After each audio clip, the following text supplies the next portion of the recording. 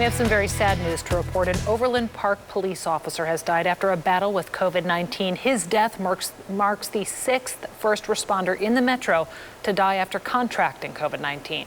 KSHB 41 News reporter Jian Kim explores the department's COVID-19 protocols and shows us how family and co-workers are remembering that officer. Friends and family are mourning the loss of Overland Park police officer Freddie Castro.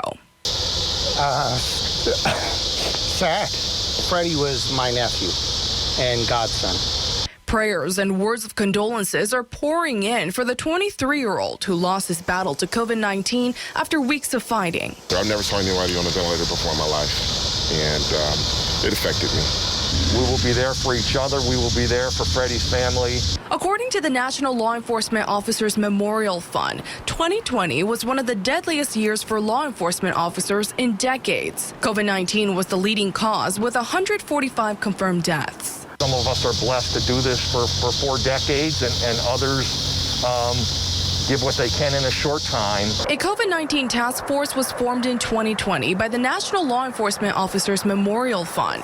It aimed to gather and investigate every officer death related to the pandemic to ensure they're properly honored at the memorial. They do face up to the dangers that are out there, and they know that going in, and I couldn't be more proud to be a part of this profession and to be associated with people like Freddie. We asked the Overland Park Police Department what COVID-19 protocols are in place to keep their officers safe. All employees are asked to wear their masks when in these situations, when they're indoors, gathering with one another, while riding together in city vehicles, interacting with the public on the job, and in meetings. All employees should maintain adequate social distancing, and unvaccinated officers are required to wear N95 masks along with safety goggles.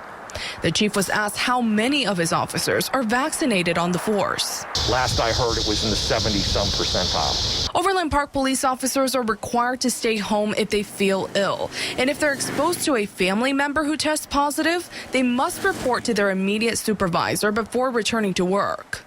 Jian Kim, KSHB 41 News.